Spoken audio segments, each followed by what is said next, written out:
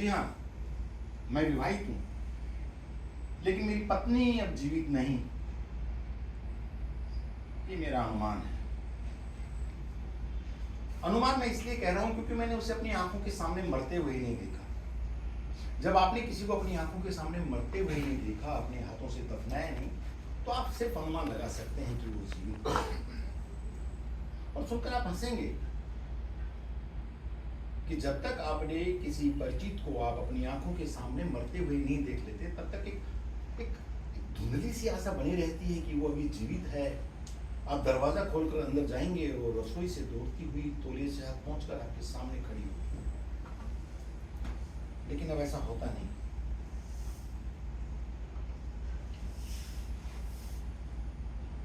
अलबत्ता उसकी जगह बिल्ली आती है जो दरवाजे की धैर्य पर सिर टिकाए आंखों का रंग बदलती रहती है।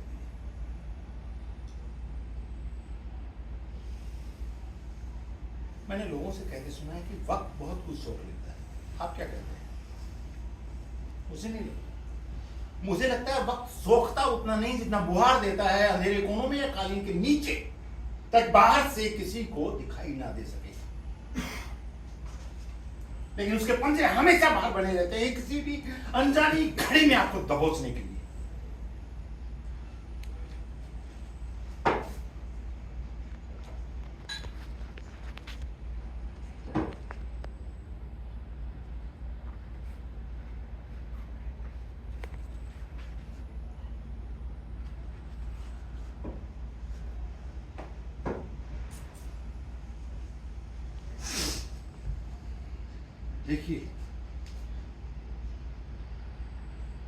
देखिए मैं भटकने लगा हूं।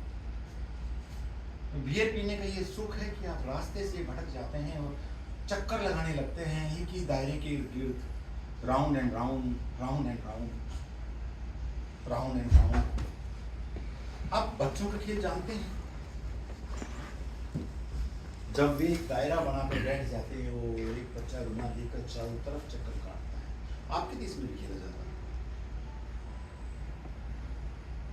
वाह, देखिए हम चाहे कितने भी अलग क्यों ना हो, बच्चों के खेल हर जगह एक जैसे।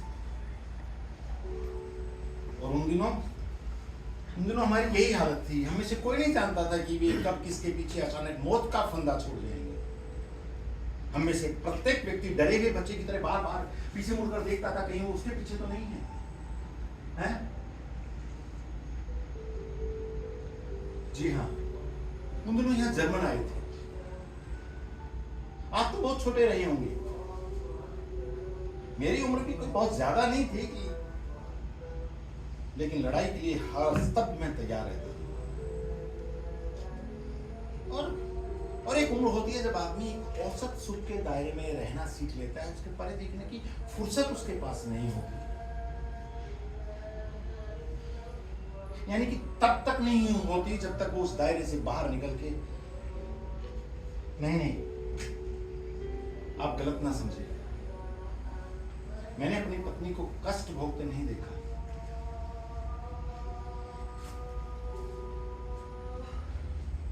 मैं जब घर पहुंचा तो भी उसे ले जा चुके थे। 7 वर्ष की विवाहित जिंदगी में ये पहला मौका था जब मैं खाली घर में घुसा था। दूसरे घरों के पड़ोसी अलबत्ता जरूर अपनी अपनी खिड़की से झांकते हुए मुझे देख रहे थे और ये स्वाभाविक था। मैं खुद ऐसे लोगों को अपनी खिड़की से झांक कर देखा करता था जिनके रिश्तेदारों को गेस्टापो पुलिस पकड़कर बंद गाड़ी में ले जाती थी। लेकिन मैंने कभी कल्पना भी नहीं की थी एक दिन मैं घर लौटूंगा और मेरी पत्नी का कमरा खाली मिलेगा।